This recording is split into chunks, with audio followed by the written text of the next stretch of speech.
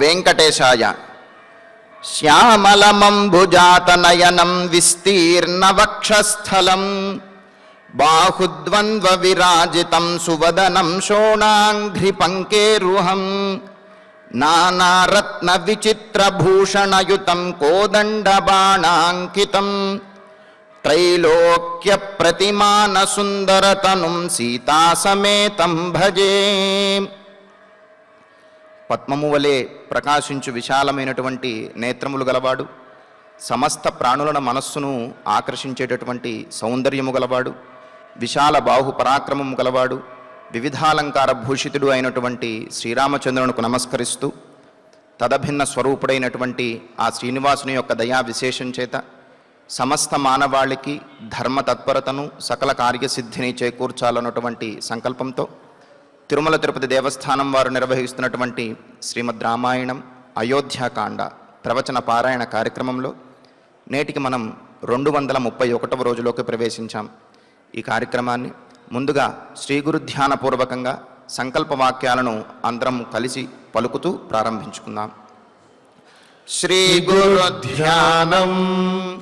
గురుర్బ్రహ్మా గురుర్విష్ణుః గురుర్దేవో మహేశ్వరః గురుః సాక్షాత్ పరం బ్రహ్మ తస్మై శ్రీ గురవే నమః. శ్రీనివాస ధ్యానం.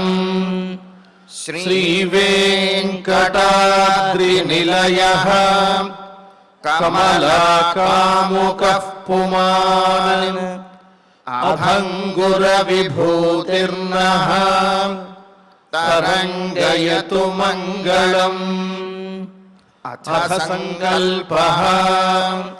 శ్రీమదాదివరాహ క్షేత్రే విరాజమానస్య శ్రీ పద్మావతీ జానేః అఖిలాండకోటి బ్రహ్మాండ నాయకస్య శ్రీరామచంద్ర రూపాంతరస్య భగవతః శ్రీ వెంకటేశ్వర స్వామినః సన్నిధౌ హనుమత్ సీతా లక్ష్మణ భరత శత్రుఘ్న పరివార సమేత శ్రీరామచంద్ర పరబ్రహ్మణః పరిపూర్ణానుగ్రహేణ అస్మిన్ భువనే సమస్తాధివ్యాధీనాం నివారణార్థం భారతవర్షే విద్యా విత్త వాణిజ్య కృషి వైద్య వైజ్ఞానిక దేశరక్షణాదిరంగేషు విద్యమానానాం ఆస్తిక మహాజనానాం సర్వేషాం సకుటుంబానాం ఆయురారోగ్యైశ్వర్య సద్బుద్ధీత్యాది సర్వశుభఫలప్రాప్త్యర్థం ధర్మాచరణద్వారా శ్రీరామరాజ్యస్య పునర్వ్యవస్థాపనార్థం ఉద్యోగార్థినాం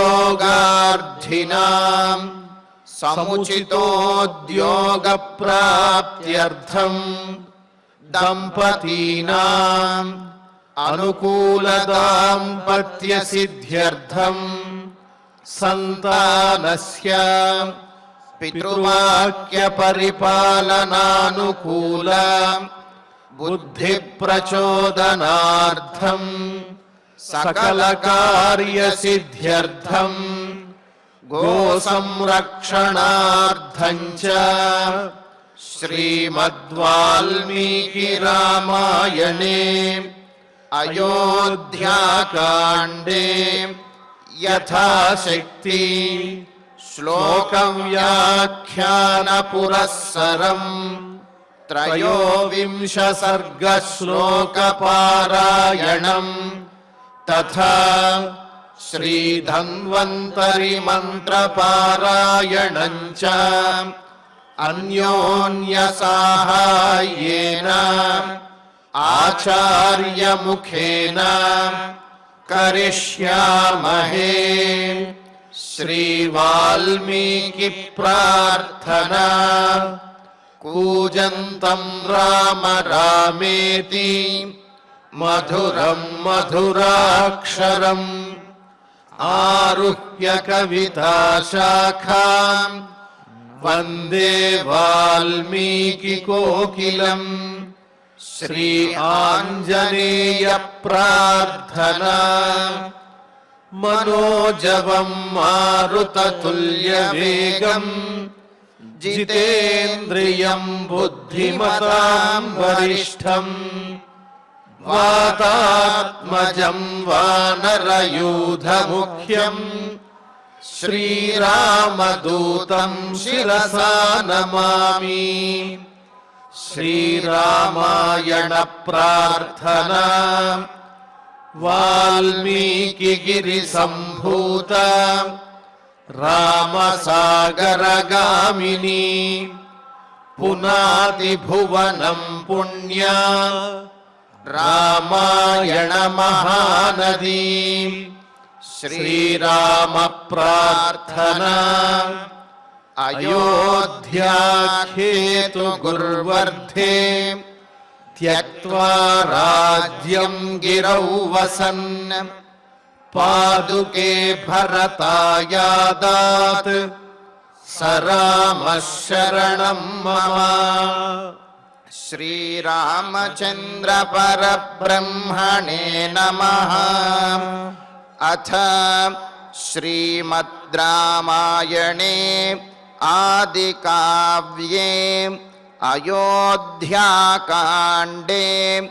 त्रयोविंशः सर्गः।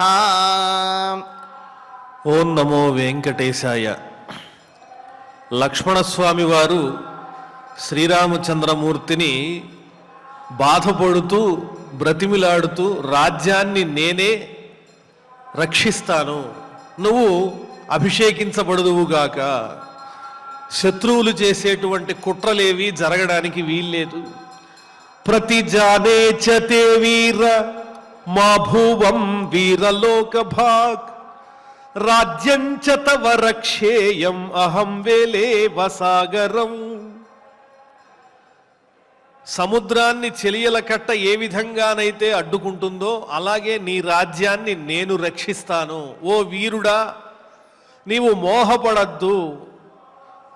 నిన్ను గనక నేను రాజును చేయకపోయినట్లయితే, ఈ రాజ్యాన్ని రక్షించకపోయినట్లయితే వీరలోకానికి వెళ్ళేవాణ్ణి కాదు. ఇదిగో ప్రతిజ్ఞ చేస్తున్నాను, ఒట్టు పెడుతున్నాను అని వీరరసం కనిపించే విధంగా రామచంద్రమూర్తి ఎదుట సంభాషిస్తూ ఉన్నాడు లక్ష్మణస్వామి. మంగళైరభిషించస్వ తత్ర త్వం వ్యాపృతో భవ అహమేకో మహీపాలాన్ అలం వారయుతుం బలాత్. ఈ ఆలోచనలన్నీ నీకొద్దు, హాయిగా అభిషేక కార్యక్రమంలో నువ్వు నిమగ్నమవ్వు. అక్కడ పండితులు వేదమంత్రములతో నీ శిరస్సున అనేక తీర్థముల నుంచి తీసుకొచ్చినటువంటి మంగళ జలాలను చక్కగా ధారాపాతంగా పోస్తూ నిన్ను రాజుని చేస్తారు. ఇక శత్రువుల సంగతి అంటావా, నేనొక్కడే నిలబడి ఎవరడ్డొస్తారో చూస్తాను, వాళ్ళందరినీ నేనే నియంత్రిస్తాను అని చెబుతున్నాడు. 9 రకాలైనటువంటి రసాలు ఉన్నాయి. శృంగార హాస్య కరుణ రౌద్ర వీర భయానకాహ బీభత్సాద్భుత శాంతాశ్చ అని పేరు కలిగిన రసాలు. ఆ రసములలో వీరరసం వినగానే ఒక అద్భుతమైనటువంటి ఉత్సాహాన్ని ఇస్తుంది. ఆ ఉత్సాహం అనేది లక్ష్మణస్వామి వాక్యాల్లో ప్రతిబింబిస్తూ ఉన్నది. అన్నగారి మీద ఉన్నటువంటి అమితమైన ప్రేమతో ఈ విధంగా మాట్లాడుతున్నాడు లక్ష్మణస్వామి. లక్ష్మణుల వారు చెప్పేదంతా కూడా పూర్వపక్షమే. నిర్ణయం ఎవరిది అంటే రామచంద్రమూర్తిదే. సిద్ధాంతం చేసేది శ్రీరామచంద్రుల వారే. వారు చెప్పేటువంటి వాక్యమే సారాంశం అయి తీరుతుంది. కానీ మన చేతివేళ్ళు 5 ఒక రకంగా ఉంటాయా? హెచ్చుతగ్గులు ఉంటాయి. అలాగే మానవుల యొక్క మనోభావాలు కూడా రకరకాలుగా ఉంటాయి. ఏ ఒక్కరిలా మరొకరిని మనం పోల్చుకోలేము. పోలికైతే కొంతవరకు కూడుతుందేమో కానీ వీళ్ళు వాళ్ళు ఒకే విధంగా ఉన్నారు అని ఎవరి గురించి మాత్రం చెప్పగలం.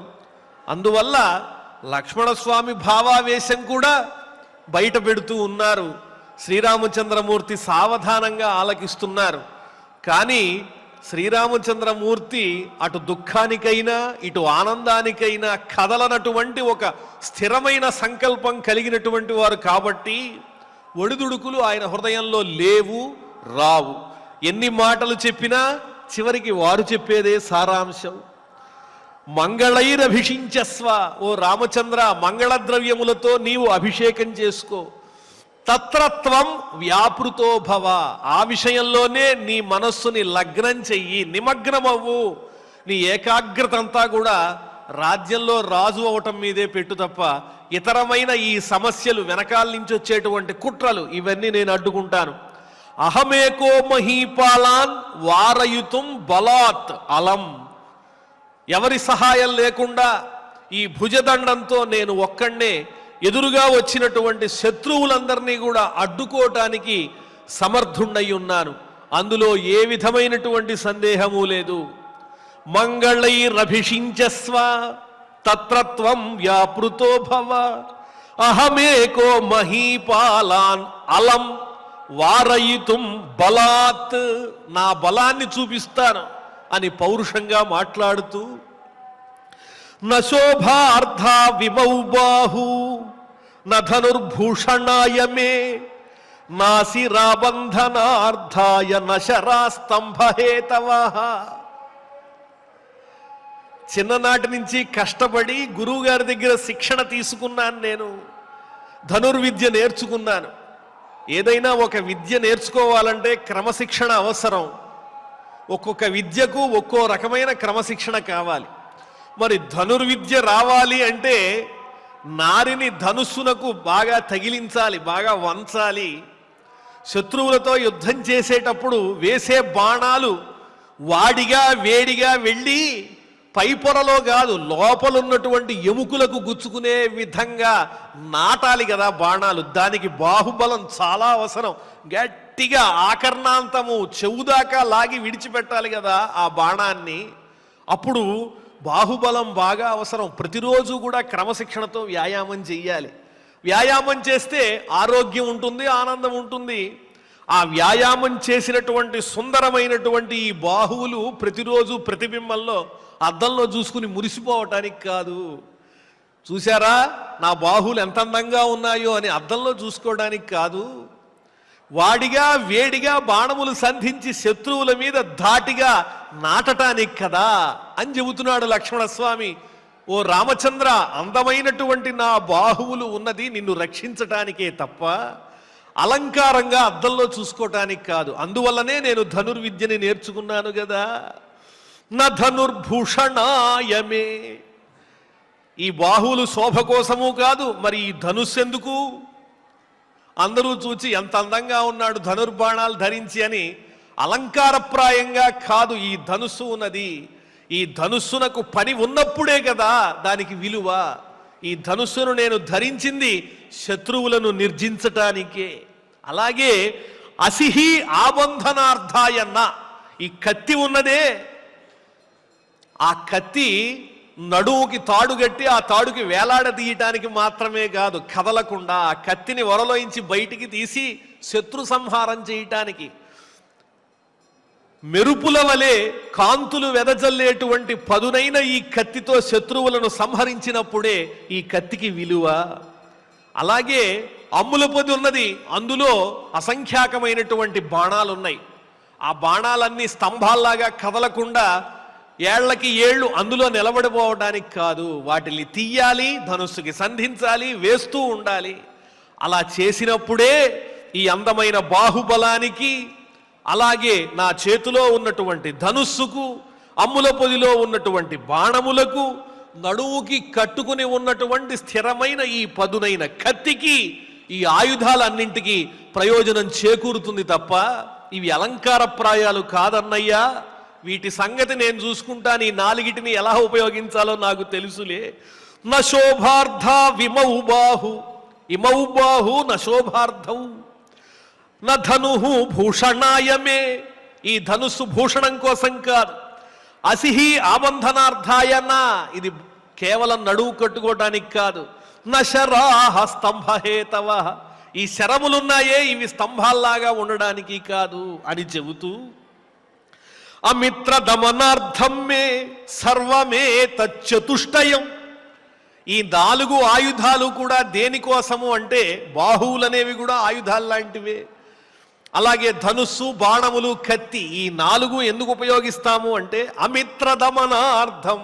అమిత్రులు అంటే మిత్రులు కాని వాళ్ళు, వాళ్ళని దమనార్థం పిండి చేయడానికి, వాళ్ళని చూర్ణం చేయటానికి ఈ ఆయుధాలని వినియోగిస్తారు. అమిత్ర దమనార్థం మే సర్వమే తచ్చతుష్టయం, ఈ 4టికి సరైనటువంటి పని పడింది ఈనాడు. నా ప్రతాపం చూపిస్తానన్నయ్యా, నువ్వు వెళ్ళి హాయిగా రాజ్యం చేసుకో, అభిషిక్తుడవవ్వు అని చెబుతున్నాడు లక్ష్మణస్వామి. నచాహం కామయేత్యర్థం యస్యాచతుర్మతో మమ అసినా తీక్ష్ణధారేణ విద్యుచ్చలిత వర్చసా, నా చేతిలో ఉన్నటువంటి కత్తి ఎలాంటిదో తెలుసా? దారుణమైన పదును కలిగినటువంటిది. ధార అంటే అంచు, చాలా పదునుగా ఉంది ఈ కత్తి పదును. అది తిప్పుతూ ఉంటే విద్యుచ్చలిత వర్చస, ఆకాశంలో ఉరుములు ఉరిమితే, మెరుపులు మెరిస్తే ఏ విధంగా ఉంటుంది ఆ కాంతి, మెరుపు కాంతి ఏ విధంగా ఉంటుంది, గాఢమైన అంధకారాన్ని కూడా పట్టపగలు చేసే విధంగా ఉంటుంది ఆ మెరుపు యొక్క శక్తి, వెలుగు. నా కత్తి వెలుగు కూడా అంతే. పట్టపగలైన యుద్ధరంగంలో శత్రువుల్ని దాడి చేసినప్పుడు దాని నుంచి వచ్చేటువంటి థళథళ అనేటువంటి మెరుపులు శత్రువుల యొక్క అజ్ఞానం అనే అంధకారాన్ని నాశనం చేసి, అమ్మ బాబోయ్ రామచంద్రమూర్తికి మనం హాని చెయ్యకూడదని వాళ్ళ గుండెల్లో గుబులు పుట్టే విధంగా ఈ కత్తిని నేను తిప్పుతాను. కాబట్టి మే అమిత్ర దమనార్థం, ఎందుకు ఈ కత్తి అంటే అమిత్ర దమనార్థం, శత్రువులైన వాళ్ళని బాగా అణచడం కోసమే. యహా మమ అత్యర్థం శత్రుహు మతస్యాత్, ఎవరైతే నాకు శత్రువుగా ఎదురుకుండా నిలబడతాడో, ఇతడే మీ శత్రువు అని 10 మంది నిర్ణయిస్తారో, అటువంటి వాళ్లను అహం నకామయే, నేను ఇష్టపడను. అసలు శత్రు శబ్దమే నేను ఇష్టపడను. నా శత్రువుగా ఎదురుకుండా ఎవరైతే నిలబడతారో వాళ్ళు వెంటనే నా చేతిలో దండింపబడవలసిందే, సంహరింపబడవలసిందే. కాబట్టి తీక్ష్ణధారేణ విద్యుచ్చలిత వర్చస, పదునైనటువంటి ఈ కత్తితో, మెరుపు వంటి కాంతి కలిగిన ఈ కత్తితో, ప్రగృహీతేనా, నా చేతితో స్వీకరించబడిన ఈ కత్తితో, అసినా శత్రుం వజ్రిణం వా, ఎదురుకుండా ఉన్నవాడు శత్రువైనా సరే, సాక్షాత్తు 100 అంచులు కలిగినటువంటి వజ్రాయుధాన్ని ధరించిన ఇంద్రుడైనా సరే, కేవలము సామాన్య మానవులే కాదు, ఆకాశం నుంచి దేవతలందరినీ కాపాడే ఇంద్రుడే రాని రాముడి పట్టాభిషేకం నేను ఆపేస్తానని. ఎందువల్లంటే ఇంద్రుడు దశరథుడు మిత్రులు కూడా. అప్పుడప్పుడు దేవేంద్రుడు రాక్షసులతో యుద్ధం చేసేటప్పుడు దశరథ మహారాజు ఇంద్రలోకానికి వెళ్ళి ఆ ఇంద్రుడికి సహాయం చేసేవాడు. అంతవరకు వేలాడేసుకుని మొహం ఇలా కూర్చున్నటువంటి దేవేంద్రుడు అంత దూరంలో దశరథ మహారాజు రథానికి సంబంధించినటువంటి జెండాని చూడంగానే నా మిత్రుడు వచ్చేశాడు, అదుగోదుగో దశరథుడు వచ్చాడు, ఇక రాక్షసుల వల్ల నాకే విధమైనటువంటి అపకారము లేదని ఉత్సాహంగా యుద్ధంలో పాల్గొంటాడు. ఆ రకంగా ఆ స్వర్గలోకంలో ఉండేటువంటి నందనవనంలోని వృక్షాలన్నీ తెచ్చుకుని తన ఇంటి పెరటిలో నాటుకున్న అద్భుతమైన పరాక్రమం కలిగిన వాడు దశరథుడు. మరి దశరథుడు కష్టంలో ఉన్నాడంటే ఒకవేళ ఇంద్రుడేమైనా తోడుగా వస్తాడేమో, రాని. ఇంద్రుడు వచ్చినా, చంద్రుడు వచ్చినా, దిక్పాలకులు వచ్చినా, ఎవరు వచ్చినా నేనొక్కడే వాళ్లను నివారించగలుగుతాను. చూశావా నా కత్తి అన్నయ్య, శత్రువునే కాదు వజ్రిణం వా, వజ్రాయుధాన్ని ధరించి వచ్చినటువంటి దేవేంద్రుడైనా సరే నకల్పయే, నేను లెక్క పెట్టను. నా ఎదురుకుండా శ్రీరామచంద్రమూర్తి ప్రత్యక్షంగా కనిపిస్తూ ఉంటే ఇంతకన్నా మరో దైవం ఉన్నదా? లెక్క పెట్టడానికి, గణించడానికి మరొక వ్యక్తి ఉన్నారా? వేరే లోకాల్లో గాని భూలోకంలో గాని రాముడంటి దైవము లేడు నాకు అని లక్ష్మణస్వామి తన పరాక్రమాన్ని వర్ణించి చెబుతున్నాడు. అయినా వీరుడంటే ఎలా ఉండాలి ఆ విషయాన్ని భారతంలో కూడా వర్ణించి చెప్పారు. యుద్ధరంగంలోకి వెడితే లోహితోదాం కేశతృణాం మహీంకరోతి యుద్ధేషు క్షత్రియో యహ సహా ధర్మవిత్. చక్కని యుద్ధతంత్రం తెలిసి నీతిగా యుద్ధం చేసే వీరుని యొక్క లక్షణం ఏమిటంటే భూమి సహజమైనటువంటి నదులు మొదలైన నీటితో కూడి ఉన్నది, కానీ యుద్ధరంగంలో మాత్రం భూమిని రక్తమనేటువంటి నీటితో తడపాలి. అలాగే కేశతృణాం, భూమి మీద గడ్డి పరకలు ఉంటాయి. అలాగే మరి యుద్ధరంగంలో భూమిని ఏ గడ్డి పరకలతో నింపాలి అంటే శత్రువుల యొక్క శిరస్సుల యందున్నటువంటి కేశములనబడేటువంటి వెంట్రుకలతో నింపాలి. అలాగే ఏనుగులున్నాయే, ఆ ఏనుగులు యుద్ధరంగంలో ఉన్నవి భూమి మీద ఉన్నటువంటి పర్వతాలే. ఆ యుద్ధరంగాన్ని భూమి మీద పర్వతాల్లా గుట్టలు గుట్టలుగా పడే విధంగా యుద్ధరంగాన్ని చెయ్యాలి. అలా మరి వృక్షాలంటే ఏమిటి? భూమి మీద ఉన్న వృక్షాలు అంటే యుద్ధరంగంలో జెండాలు ఏవైతే ఉంటాయో ప్రతి రథం మీద ఆ జెండాలే వృక్షాలు. ఈ రకంగా యుద్ధరంగంలో ఉన్న భూమిని తయారు చేయగలిగినటువంటి వీరుడెవడో అతడే గొప్పవాడు అని భారతంలో వర్ణించినట్లుగా ఇప్పుడు లక్ష్మణస్వామి ఆ విధంగా నీ అభిషేకానికి అడ్డొచ్చినటువంటి వాళ్ళందరినీ నేను ప్రతిఘటిస్తాను అన్నా. మద్భుజదండ యుగ్మమిది శోభార్థంబు కాదన్నా, విల్లన్నన్నాకది భూష కాదు, అసినాన్ ఆబంధనార్థంబు కాదన్నన్, బాణము తూణి మోతకై కాది నాల్గు ద్విచక్రమున్ చిన్నాంగంబుగా చేసి ఖండలను ప్రచ్ఛేదింపగా జుమ్మనిన్. నా బాహువులను నా ఆయుధములను ఉపయోగించి శత్రువులందరినీ సంహరిస్తాను. అయినా శత్రువనే వాణ్ణి ఎప్పుడైతే సంహరిస్తాడో అతడే నిజమైన క్షత్రియుడు. వధమేవ ప్రశంసంతి శత్రువునాం అపకారిణాం. మనకు అపకారం చేసినటువంటి శత్రువులను సమూలంగా నిశ్శేషంగా నాశనం చేసినప్పుడే అది స్తుతించటానికి యోగ్యమవుతుంది. క్షత్రియుడైన వాడు శత్రుశేషాన్ని మిగల్చకూడదు అని లక్ష్మణస్వామి యొక్క ఉద్దేశం. ఖడ్గ నిష్పేష నిష్పిష్టై గహనా దుశ్చరాచమే హస్త్యశ్వ నర హస్తోరు శిరోభిర్భవిత మహీ. ఈ భూమంతా కూడా నా ఖడ్గ చాలనంతో తెగిపడినటువంటి శత్రువుల యొక్క శిరస్సులతో, అలాగే ఏనుగులు, అశ్వాలు, అలాగే నరులు, వీళ్ళందరి యొక్క అవయవములతో నిండి ఉంటుంది చూడు. ఖడ్గ నిష్పేష నిష్పిష్టై, ఖడ్గపు దెబ్బల చేత తెగ్గొట్టబడినటువంటి అవయవాలతో నిండిపోతుంది ఈ యుద్ధరంగం అంతా. ఈ కత్తితో మర్దించటం చేత శత్రువుల యొక్క దేహాలు, జంతువుల యొక్క దేహాలన్నీ కూడా పిండి పిండి అయిపోతాయి, చూర్ణమైపోతాయి. హస్త్యశ్వ నరహస్తోరు శిరోభి, ఏనుగులు, గుర్రాలు, అలాగే నరులు, వీళ్ళందరి యొక్క దేహ అవయవములతో, శిరస్సులతో ఈ భూమంతా కూడా మహి. ఈ భూమి ఎలా తయారవుతుంది అంటే గహనా, ప్రవేశించటానికే వీలు లేకుండా ఉంటుంది, కీకారణ్యంలా అయిపోతుంది.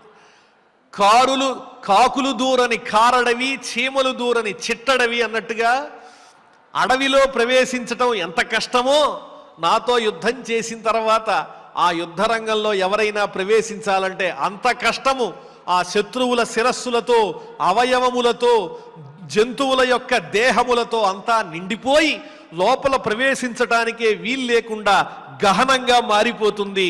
దుశ్చర, ఇంకా భూమి ఎలా తయారవుతుంది అంటే దుశ్చర, చరించటానికి కూడా కష్టమైపోతుంది. మార్గంలో ప్రశాంతంగా నడిచినట్టుగా యుద్ధరంగంలో నడవలేరు. ఆ విధంగా కుప్పలు కుప్పలుగా శత్రువుల యొక్క దేహములతో అవయవములతో నిండిపోయినదిగా ఆ యుద్ధ భూమిని నేను తయారు చేస్తానన్నయ్యా. అందువల్ల నువ్వు ఏ విధమైన శంక లేకుండా అభిషేకం అనేటువంటి ఆలోచనలో ఉండు. ఖడ్గ నిష్పేష నిష్పిష్టై గహనా దుశ్చరాచమే హస్త్యశ్వ నరహస్తోరు శిరోభి భవిత మహి. భవిత కాగలదు, మహి భూమి. ఆ భూమి ఎలా కాగలదు అంటే హాయిగా నడవడానికి వీలు లేకుండా అయిపోతుంది అని తన పరాక్రమాన్నంతా రాముని ఎదుట ప్రకటిస్తూ ఉన్నాడు లక్ష్మణస్వామి. ఖడ్గధారా హతామేద్య దీప్యమాన ఇవాద్రయః పతిష్యంతి ద్వీపా భూమౌ మేఘా ఇవ సవిద్యుతః. ఒక విషయాన్ని అర్థమయ్యేలా అవగాహన చేసుకోవడానికి కావ్యాల్లో ఉదాహరణలు ఇస్తూ ఉంటారు, అలంకారాలని ప్రయోగిస్తూ ఉంటారు. అలంకారములు అంటే మన దేహానికి మనం ధరించేటువంటి ఆభరణాలు ఎలా అలంకారాలు అవుతాయో కావ్యమనే శరీరానికి కూడా అటువంటి అలంకారాలు ఉన్నాయి. అంటే ఒకే విషయాన్ని ఉదాహరణ పూర్వకంగా ఉపమానములతో చక్కగా వర్ణించి చెప్పటం. మనకు లోకంలో ఏనుగుని చూస్తే ఏనుగే కనిపిస్తుంది, ఆ ఏనుగుని మేఘంలా ఉన్నదని వర్ణించటం, కత్తి తిప్పినప్పుడు ఆ వచ్చేటువంటి కాంతి మెరుపులా ఉన్నదని వర్ణించటం, ఇవన్నీ ఉపమాలంకారం. అలాగే ఎదురుకుండా కనిపించేటువంటి వ్యక్తి రాజా కాదు, సాక్షాత్తు శ్రీ మహావిష్ణువే అని విష్ణువుని ఆ రాజు మీద ఆరోపణ చేసి చెప్పటం. ఇవన్నీ ఎందుకు చేస్తున్నారు అంటే ఒక విషయాన్ని స్పష్టంగా వినేవాళ్ళందరికీ అందంగా అర్థమయ్యేలాగా చెప్పటం కోసం అటువంటి ఉపమానములతో అలంకారములతో మేళవించి వాల్మీకి మహర్షి మనకు అందించారు.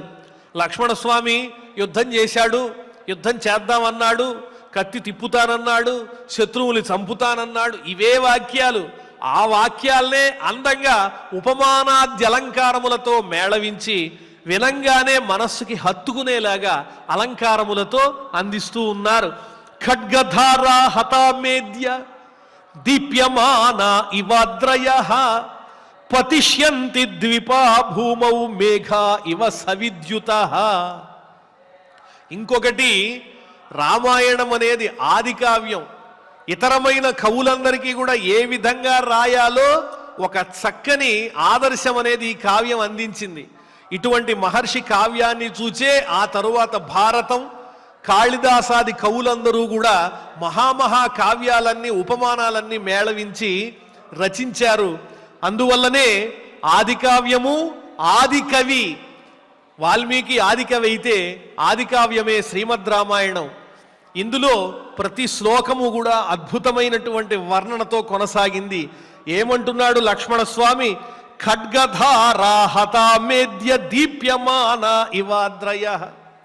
ఖడ్గంతో ఏనుగుల యొక్క తలలను తొండములను నరికినప్పుడు అందులో ఇంచి రక్తం వస్తుంది కదా, ఆ రక్తము యుద్ధరంగంలో ఒక విచిత్రమైనటువంటి కాంతిని ప్రసరింపజేస్తూ ఉంటుంది.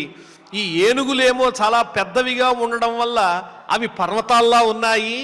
వాటి నుంచి స్రవించేటువంటి రక్తం ఏదైతే ఉందో ఆ రక్తమంతా పర్వతాల మీద ఉన్నటువంటి ధాతువుల యొక్క కాంతిలాగా ఉంది. హిమవత్ పర్వతం మొదలైన చోట్ల గైరికాది ధాతువులను ఉంటాయి.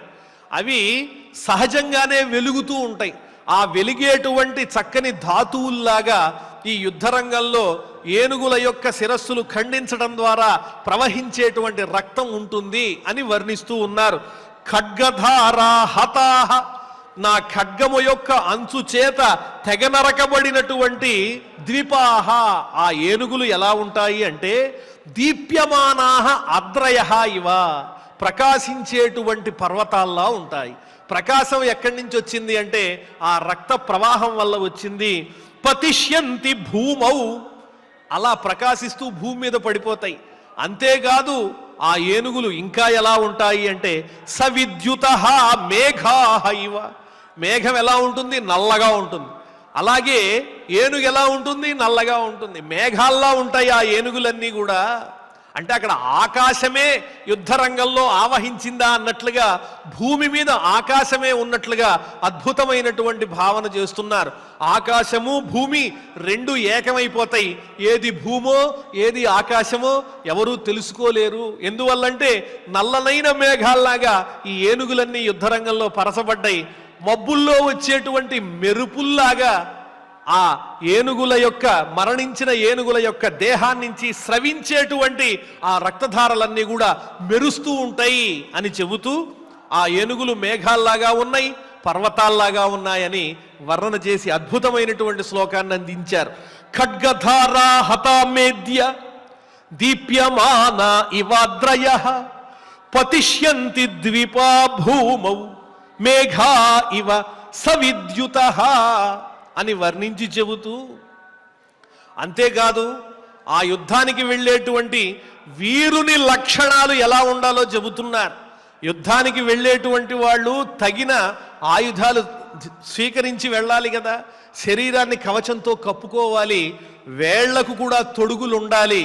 అవి లేకుండా నేను పరాక్రమవంతుడని రక్షణ కవచాలు లేకుండా యుద్ధానికి వెడితే ఎంతటి వీరుడైనా ఆ యుద్ధ రంగంలో ఓడిపోతాడు. అందువల్లనే యుద్ధానికి వెళ్ళే వీరుడు ఎలా ఉంటాడో ఆ లక్షణాలన్నీ ఈ శ్లోకంలో వర్ణించి చెబుతూ ఉన్నారు లక్ష్మణ స్వామి. బద్ధ గోధాంగుళిత్రాణే ప్రగృహీత శరాసనే, నేనే గనక యుద్ధరంగంలో ధనుస్సుని స్వీకరించి కవచాన్ని ధరించి చేతి వేళ్లకు ఉడుము చర్మంతో చేయబడినటువంటి తొడుగులు ధరించి, ఉడుము తోలుతో చేసినటువంటి తొడుగులు అంటే కవచం లాంటివి, రక్షణ కల్పించేటువంటివి, వేళ్లకి రక్షణ కల్పించేటువంటి తొడుగులు ధరించి నేను యుద్ధరంగంలో కత్తి తీసుకుని ప్రవేశిస్తే ఇక నా ఎదుట ఏ పురుషుడు మాత్రం నిలుస్తాడు అని చెబుతున్నారు. ఇటువంటి ఎన్నో అద్భుతమైనటువంటి విశేషాలు ఈ కావ్యంలో వర్ణింపబడ్డాయి. ఆ విశేషాలన్నీ కూడా మరల మనం రేపటి ప్రవచనంలో తెలుసుకుందాం. ఈనాడు మరికొన్ని కార్యక్రమాలు ఉండడం వల్ల ముందుగానే కొంత ఈ కార్యక్రమాన్ని మనం పరిపూర్ణం చేసుకుంటున్నాం. ఆచార్యుల వారు ఈ శ్లోకాలన్నీ మన చేత పారాయణ చేయిస్తారు. ఓం నమో వెంకటేశాయ. प्रतिजाने च प्रतिजाने च ते वीरा मा भुवं वीरलोकभाक् राज्यं च तव रक्षेयम् अहं वेलेव सागरम् मङ्गलैः अभिषिञ्चस्व तत्र त्वं व्यापृतो भव अहमेकः महीपालान् अलम् वारयितुं बलात् न शोभार्थौ इमौ बाहु न धनुः भूषणाय मे नासिः आबन्धनार्थाय नशराः स्तम्भहेतवः अमित्र दमनार्थं मे अमित्र दमनार्थं मे सर्वमेतत् चतुष्टयं न चाहं कामयेत्यर्थं यस्यात् शत्रुर्मतो मम असिना तीक्ष्णधारेण విద్యుత్ విద్యుత్ చలితవర్చస చలితవర్చస విద్యుచ్చలితవర్చస విద్యుచ్చలితవర్చస ప్రగృహీతేన ప్రగృహీతేన వైశత్రుం వైశత్రుం వజ్రిణం వా వజ్రిణం వా న కల్పయే న కల్పయే ఖడ్గ నిష్పేష ఖడ్గ నిష్పేష నిష్పిష్టైః నిష్పిష్టైః ఖడ్గ నిష్పేష నిష్పిష్టైః ఖడ్గ నిష్పేష నిష్పిష్టైః గహనా గహనా దుశ్చరాచ మే దుశ్చరాచ మే హస్త్యశ్వనరా హస్త్యశ్వనరా హస్తోరు హస్తోరు శిరోభిః శిరోభిః భవితామహి భవితామహి హస్త్యశ్వనర హస్తోరు శిరోభిర్భవితామహి హస్త్యశ్వనరహస్తోరు శిరోభిర్భవితామహి ఖడ్గధారాహతాః ఖడ్గధారాహతాః మేద్యా మేద్యా దీప్యమానాః దీప్యమానాః ఇవాద్రయః ఇవాద్రయః పతిష్యంతి పతిష్యంతి ద్విపా భూమౌ ద్విపా భూమౌ మేఘా ఇవ మేఘా ఇవ సవిద్యుతః సవిద్యుతః బద్ధగోధాంగులీ బద్ధగోధాంగుళి త్రాణే త్రాణే బద్ధగోధాంగులిత్రాణే బద్ధగోధాంగుళిత్రాణే ప్రగృహీత ప్రగృహీత శరాసనే శరాసనే ప్రగృహీత శరాసనే ప్రగృహీత శరాసనే కథం కథం పురుషమానీ స్యాత్ పురుషమానీ స్యాత్ పురుషాణాం పురుషాణాం మయి స్థితే మయి స్థితే ఇత్యార్షే ఇత్యార్షే శ్రీమద్ రామాయణే శ్రీమద్ రామాయణే ఆది కావ్యే ఆది కావ్యే అయోధ్యాకాండే అయోధ్యాకాండే త్రయోవింశే సర్గే త్రయోవింశే సర్గే సప్త శ్లోకాః సప్త శ్లోకాః శ్లోకాలను పారాయణ చేసుకున్నాం. ఇక ఇప్పుడు ఫలశ్రుతి నుండి మంగళాంతం వరకు అందరము కలిసి పఠిస్తూ ఈ కార్యక్రమాన్ని పరిపూర్ణం చేసుకుందాం. ఫలశ్రుతి ఆయుష్యమారోగ్యకరం యశస్యం సౌభ్రాతృకం బుద్ధికరం సుఖం చ శ్రోతవ్యమేతన్నియమేన సద్భిః ఆఖ్యానమోజస్కరమృద్ధికామైః శ్రీరామచంద్ర పరబ్రహ్మణే నమః. అథ ధన్వంతరి ధ్యానం అచ్యుతానంత గోవింద విష్ణో నారాయణామృత రోగాన్ మే నాశయాశేషాన్ ఆశు ధన్వంతరే హరే ఆరోగ్యం దీర్ఘమాయుష్యం బలం తేజో ధియం శ్రియం స్వభక్తేభ్యోనుగృహంతం వందే ధన్వంతరిం హరిం. ధన్వంతరేరిమం శ్లోకం భక్త్యా నిత్యం పఠంతి యే అనారోగ్యం న తేషాం స్యాత్ సుఖం జీవంతి తే చిరం. ఓం నమో భగవతే వాసుదేవాయ ధన్వంతరయే అమృతకలశహస్తాయ వజ్రజలౌకహస్తాయ సర్వామయ వినాశనాయ త్రైలోక్యనాథాయ మహావిష్ణవే స్వాహా. ఓం వాసుదేవాయ విద్మహే సుధాహస్తాయ ధీమహి తన్నో ధన్వంతరి ప్రచోదయాత్. అథ నవగ్రహ ప్రార్థనా ఆరోగ్యం పద్మబంధుర్వితరతు నితరాం సంపదం శీతరశ్మిః భూలాభం భూమిపుత్రః సకల గుణయుతాం వాగ్విభూతిం చ సౌమ్యః సౌభాగ్యం దేవమంత్రీ రిపుభయశమనం భార్గవః శౌర్యమార్కిః దీర్ఘాయుః సైంహికేయః విపులతర యశః కేతుః ఆచంద్రతారం అరిష్టాని ప్రణశ్యంతు దురితాని భయాని చ శాంతిరస్తు శుభం మేస్తు గ్రహాః కుర్వంతు మంగళం. అథ క్షమా ప్రార్థనా యదక్షరపరభ్రష్టం మాత్రాహీనం చ యద్భవేత్ తత్సర్వం క్షమ్యతాం దేవ నారాయణ నమోస్తుతే.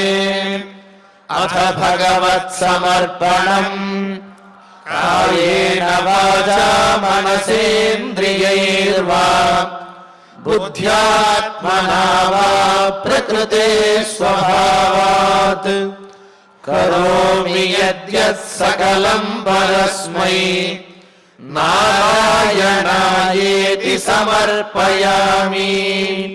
అథ మంగళం శ్రియః కాంతాయ కళ్యాణ నిధయే నిధయేర్థినాం శ్రీవేంకటనివాసాయ శ్రీనివాసాయ మంగళం.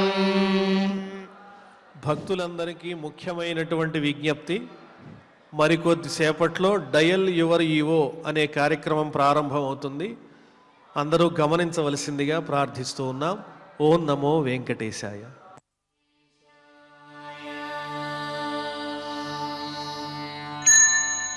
ఓం